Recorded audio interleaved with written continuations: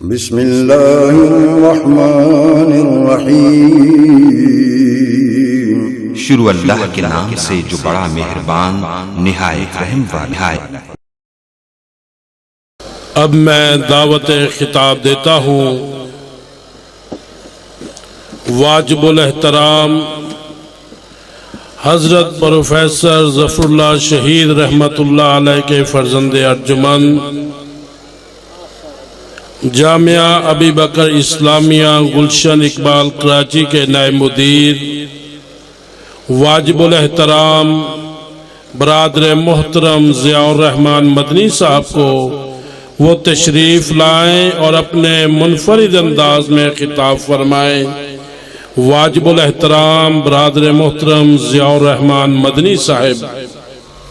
بسم اللہ والصلاة والسلام علی رسول اللہ، اما بعد فاعوذ باللہ من الشیطان الرجیم، بسم اللہ الرحمن الرحیم۔ قال تعالی یا ایہا الرسل کلوا من الطیبات واعملوا صالحا، وقال النبی صلی اللہ علیہ وسلم ان الحلال بین والحرام بین، او کما قال النبی صلی اللہ علیہ وسلم۔ تمام تعریفات، توصیفات، تسبیحات، تحمیدات، طیبات، صلوات، تکبیرات، تمجیدات، اچھے کلمات اللہ تبارک و تعالیٰ کے لیے ہیں۔ درود و سلام نبی اکرم صلی اللہ علیہ وسلم کی ذات گرامی کے لیے جو ہمارے آقا ہیں، رہبر ہیں، رہنما ہیں، اسوہ ہیں، قدوہ ہیں، مثال ہیں، اور نبی اکرم صلی اللہ علیہ وسلم کی پیروی میں ہماری نجات ہے۔ نبی اکرم صلی اللہ علیہ وسلم کو اللہ تبارک و تعالیٰ نے ہر معاملے کے اندر اسوہ بنایا ہے۔ زندگی کا کون سا پہلو ہے جس میں ہمیں نبی اکرم صلی اللہ علیہ وسلم کی طرف سے رہنمائی نہیں ملتی ہے؟ نبی اکرم صلی اللہ علیہ وسلم نے ہمیں یہ بھی بتایا ہے وَيُحِلُّ لَهُمُ الطَّيِّبَاتِ وَيُحَرِّمُ عَلَيْهُمُ الْخَبَائِثَ۔ نبی اکرم صلی اللہ علیہ وسلم ہمیں حلال و حرام کی تمیز سکھانے کے لیے بھی آئے تھے، اور یہ حلال و حرام کا چیپٹر اور مضمون بہت زیادہ اہم ہے۔ آپ دیکھیے کہ اللہ تبارک و تعالیٰ اسی حلال و حرام سے ہی ہمیں آزما رہے ہیں۔ سیدھی سی بات ہے، سادہ سی بات ہے کہ اگر ہم نے اپنے بچے کے بارے میں جاننا ہو کہ بچہ ہماری بات مانتا ہے کہ نہیں، تو ہم کچھ کام کرنے کو اسے کہتے ہیں۔ اگر وہ کام سر انجام دے دیتا ہے اور وہ حکم بجا لاتا ہے تو ہم کہتے ہیں یہ بچہ ہماری بات مانتا ہے۔ اور بسا اوقات ہم کسی چیز سے روکتے ہیں، اور اگر اس سے رک جاتا ہے تو ہم کہتے ہیں یہ بچہ ہماری بات ماننے والا ہے۔ اللہ تبارک و تعالیٰ نے جو ہماری آزمائش کی ہے وہ انہی اصولوں کی بنا پر کی ہے۔ کچھ کام کرنے کے لیے کہا ہے اللہ تبارک و تعالیٰ نے، اور وہ کام ہمارے لیے حلال قرار دے دیے ہیں، اور کچھ کاموں سے روک دیا ہے اور وہ کام ہمارے لیے حرام قرار دے دیے ہیں۔ یہ الگ بات ہے کہ حلال کے اندر اللہ تبارک و تعالیٰ نے ساری مصلحتیں رکھی ہیں، اور حرام کے اندر آپ کو سارا ہی فساد نظر آئے گا۔ یہ الگ بات ہے، لیکن بنیادی بات یہ ہے کہ اللہ تبارک و تعالیٰ جاننا چاہتے ہیں کہ کون اللہ تبارک و تعالیٰ کی بات مانتا ہے اور کون اللہ تبارک و تعالیٰ کی بات نہیں مانتا۔ اور اللہ تبارک و تعالیٰ جب چاہتے ہیں کسی چیز کو حلال قرار دے دیتے ہیں، جب چاہتے ہیں کسی چیز کو حرام قرار دیتے ہیں۔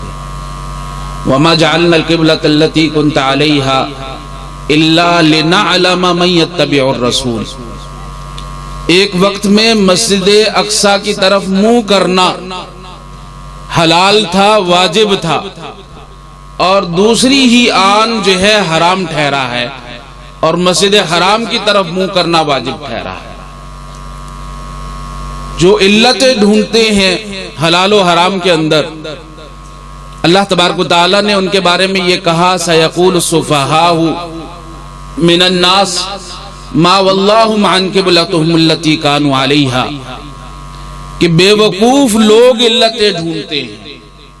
علت صرف ایک ہی ہے، وجہ صرف ایک ہی ہے کہ ہم نے یہ بیت المقدس سے منہ پھیر کر بیت الحرام کی طرف، بیت اللہ کی طرف منہ کرنے کا اس لیے حکم دیا ہے تاکہ ہم جان لے کہ کون بلا کسی چوں چرا کے، بلا کسی پس و پیش کے، بلا کسی رد و قدح کے اللہ تبارک و تعالیٰ کی نبی کی بات مانتا ہے کہ نہیں مانتا. تو اللہ تبارک و تعالیٰ نے ہمیں حلال و حرام سے آزمایا ہے. یہ حلال و حرام اس قدر اہم ہے کہ نیک عمل کے لیے دو شرطیں بیان کی جاتی ہیں. عمل صالح کہتے ہی دو چیزوں کے مجموعے کو، ایک اخلاص اور دوسرا نبی اکرم صلی اللہ علیہ وسلم کی پیروی کو. لیکن ان دو شرطوں سے پہلے جو شرط ہے وہ یہ ہے کہ لقمہ پیٹ کے اندر حلال کا ہونا چاہیے، لباس حلال کا ہونا چاہیے. یا ایھا الرسل کلوا من الطیبات واعملوا صالحا، یہ صرف اور صرف ہمیں حکم نہیں دیا بلکہ اللہ تبارک و تعالیٰ نے تمام انبیاء علیہم السلام کو یہ ہدایت دی تھی کہ آپ کا کھانا اور پینا جو ہے وہ حلال کا ہونا چاہیے، پھر اللہ تبارک و تعالیٰ آپ سے عمل صالح کو قبول فرمائیں گے. اور جو اللہ تبارک و تعالیٰ نے انبیاء علیہم السلام کو نصیحت کی ہے وہی مؤمنین کو کی ہے. یا ایھا الذین آمنوا کلوا من طیبات ما رزقناکم، اے ایمان والو آپ کا کھانا پینا حلال کا ہونا چاہیے، حرام کا نہیں ہونا چاہیے. نبی اکرم صلی اللہ علیہ وسلم نے جو ہے وہ بیان فرمایا کہ ایک شخص ہے یطیل السفر. آپ اس حدیث کے اندر دیکھیے کہ نبی اکرم صلی اللہ علیہ وسلم نے بہت سارے اسباب کا ذکر کیا ہے جن اسباب کی وجہ سے دعائیں قبول ہوتی ہیں. یطیل السفر، لمبا سفر ہے، اور حدیث میں آتا ہے کہ مسافر کی دعا جو ہے وہ اللہ تبارک و تعالی رد نہیں کرتی. اشعث اغبر، پراگندہ حال ہے، پراگندہ بال ہے، مسکنت اور غریبی اور مجبوری اس کے اوپر چھائی ہوئی ہے. امن یجیب المضطر اذا دعا، جس قدر جو ہے مسکینت ہوتی ہے، جس قدر جو ہے وہ انسان کی حالت بری ہوتی ہے، اللہ تبارک و تعالیٰ اسی قدر متوجہ ہوتے ہیں. اشعث اغبر، یہ دوسرا سبب ہے دعاؤں کے قبول ہونے کا. فیقول یا رب، یمد یدیہ الی السماء، ہاتھ اٹھا اٹھا کر مانگ رہا ہے. حدیث میں آتا ہے کہ اللہ تبارک و تعالیٰ کو حیا آتی ہے جب ہاتھ اٹھ جاتے ہیں، اللہ تبارک و تعالیٰ کو حیا آتی ہے کہ ان ہاتھوں کو جو ہے وہ خالی ہاتھ لوٹا دے. ہاتھ اٹھانا بھی ان اسباب میں سے ہے جن کی وجہ سے دعا قبول ہوتی ہے. اشعث اغبر فیقول یا رب، یا رب، اللہ تبارک و تعالیٰ کو اس کے اسماء سے پکار رہا ہے، اللہ تبارک و تعالیٰ کو اس کی صفات سے پکار رہا ہے. آداب دعا میں سے ہے کہ اللہ تبارک و تعالیٰ کی حمد و ثنا کی جائے. تمام اسباب جو ہے اس نے جمع کر دیے ہیں. نبی اکرم صلی اللہ علیہ وسلم فرما رہے ہیں فَأَنَّا يُسْتَجَابُ لَهُ، اس کی دعا کس طرح قبول ہو سکتی ہے؟ یہ صرف دعا کا معاملہ نہیں ہے. نبی اکرم صلی اللہ علیہ وسلم کی حدیث ہے الدعاء هو العبادہ، الدعاء مخ العبادہ، عبادت نام ہی دعا کا ہے. عبادت کا مغز اور لب لباب اور ماخذ اور سب کچھ جو ہے وہ دعا ہی ہے. یہ صرف دعا کی بات نہیں ہو رہی.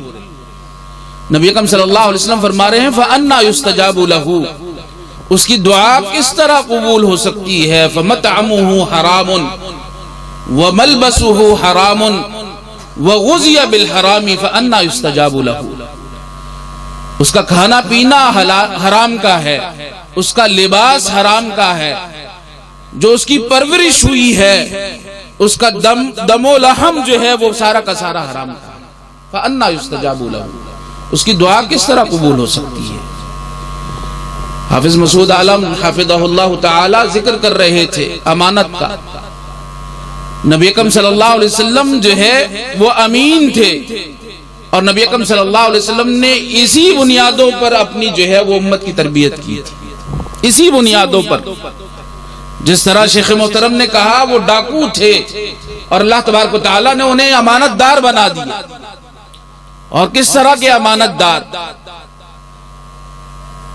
حضرت ابوبکر رضی اللہ تعالیٰ عنہ جب بار خلافت ان کے اوپر جو ہے وہ آتا ہے تو صرف اور صرف ایک مزدور کی تنخواہ لیتے ہیں، ایک مزدور کی تنخواہ لیتے ہیں، اور بعینی ہی حضرت عمر بن خطاب رضی اللہ تعالیٰ عنہ اسی روش پر چلتے ہیں، اور کیسر و کسرا کے خزانے جو ہے وہ سامنے آتے ہیں۔ کسرا کے خزانے جب مسجد میں پڑے ہوتے ہیں، حضرت عمر جو ہے اس خزانوں کو دیکھ کر رو پڑتے ہیں، اور پھر یہ منہ سے الفاظ نکلتے ہیں کہ یہ کتنے میرے ساتھی ایماندار ہیں جنہوں نے جس طرح مال غنیمت ملی اسی طرح یہاں تک پہنچا دی۔ یہ بھی عرض کرنا چاہوں گا کہ یہ لقمہ حرام جو ہے اس کے بڑے برے اثرات مرتب ہوتے ہیں، لیکن ملی امانتوں کے اندر خیانت، اس کی تو اللہ تبارک و تعالیٰ کے ہاں جو ہے سزا ہی کچھ اور ہے۔ ما کان للنبی ان یغل ومن یغلل یأتی بما غل یوم القیامہ، کسی نبی کو یہ لائق نہیں ہے کہ وہ غلول سے کام لے۔ ملی امانتوں کے اندر خیانت کرنا غلول کہلاتا ہے، مال غنیمت کے اندر خیانت کرنا غلول کہلاتا ہے۔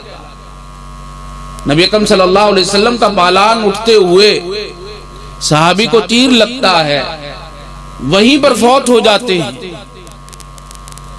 اور صحابہ اکرام جو ہے ان کی تحسین فرماتے ہیں کہ کس قدر مبارک عمل میں موت آئی ہے نبی اکرم صلی اللہ علیہ وسلم کے ساتھ ہوتے ہوئے۔ نبی اکرم صلی اللہ علیہ وسلم اسے شہادت کی موت جو ہے مبارک ہو۔ نبی اکرم صلی اللہ علیہ وسلم نے فرمایا کون سی شہادت؟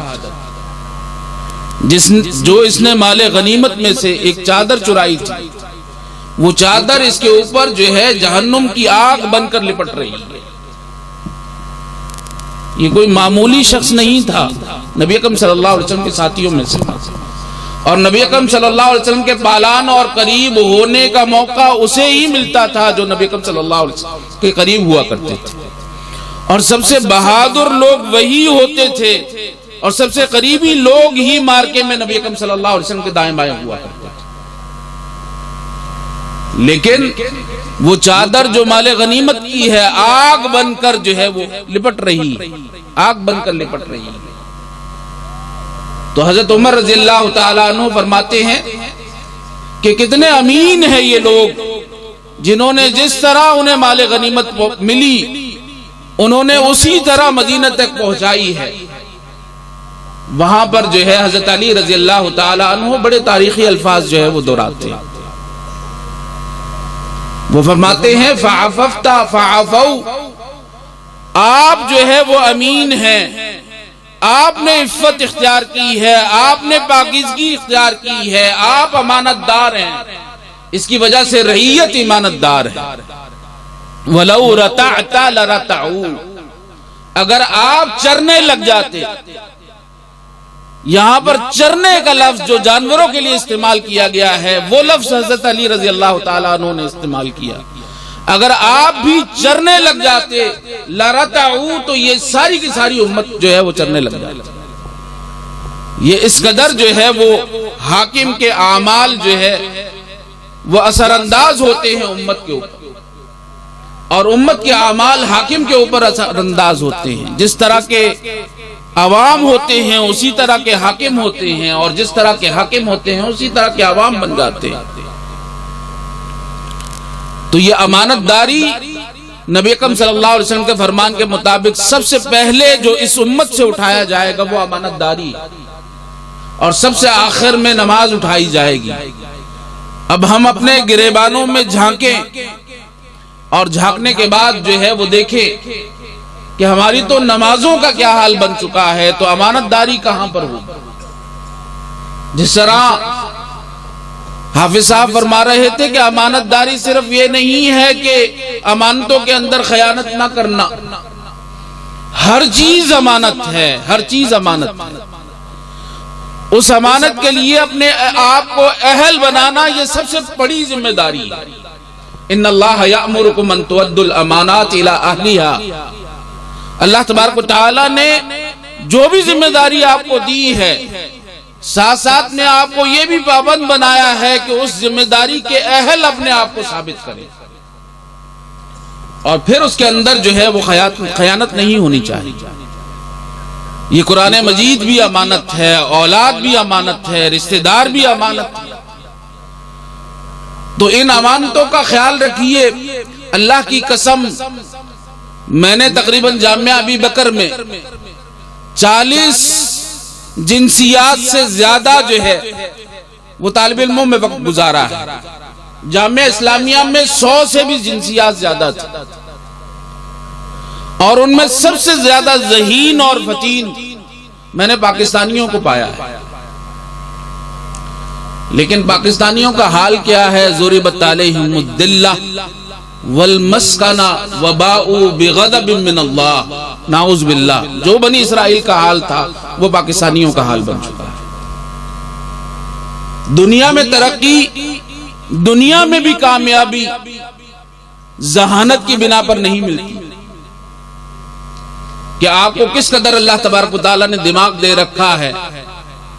جاپانی لڑکا صبح شام پڑھا کرتا تھا، پھر بھی جو ہے سبق اس کے دماغ میں داخل نہیں ہوا کرتا، لیکن آپ دیکھیے کہ جاپان کہاں پر پہنچ گیا ہے۔ یہ صرف اور صرف ذہانت سے کام نہیں بنتا، اخلاق ہے جو قوموں کو اوپر لے کر جاتا ہے، اور اخلاق ہی قوموں کو پستی کی طرف دھکیل دیتا ہے، پستی کی طرف دھکیل دیتا ہے۔ تو یہ امت مسلمہ کا المیہ صرف یہی ہے کہ اس نے امانت داری کو چھوڑ دیا، اور اسی لیے جو ہے وہ پستی کے شکار ہو گئے ہیں۔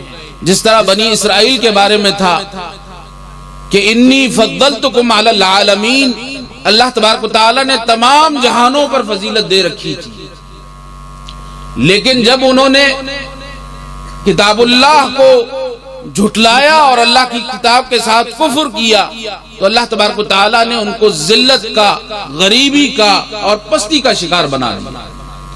اگر چاہتے ہیں کہ آپ کامیاب ہوں تو آپ کو اسی طرف لوٹنا پڑے گا۔ امام مالک رحمہ اللہ فرمایا کرتے تھے کہ اس امت کا آخری فرد بھی انہی بنیادوں پر کامیابی حاصل کر سکتا ہے جن بنیادوں کے اوپر نبی اکرم صلی اللہ علیہ وسلم اور ان کے صحابہ نے جو ہے وہ کامیابی حاصل کی تھی۔ فَإِنْ آمَنُوا بِمِثْلِ مَا آمَنْتُمْ بِهِ فَقَدْ اهْتَدَوْا، اگر اس طرح ایمان لائیں گے جس طرح صحابہ اکرام ایمان لائے تھے، اگر اس طرح امانت دار بنیں گے جس طرح صحابہ اکرام امانت دار بنے تھے، اگر اس طرح صادق بنیں گے جس طرح جو ہے صحابہ اکرام صادق بنے تھے، اگر اس طرح اسوہ رسول کو اپنایا جائے گا جس طرح صحابہ اکرام نے اپنایا تھا، تو کامیابی آپ کا مقدر ہے، وگرنہ جو حال ہے وہ تو حال ہے۔ اللہ تبارک و تعالیٰ سے دعا ہے کہ اللہ تبارک و تعالیٰ ہمیں امانت داری اور صداقت اور نبی اکرم صلی اللہ علیہ وسلم کی سنت کی طرف لوٹنے کی توفیق عطا فرمائے۔ وآخر دعوانا الحمدللہ رب العالمین۔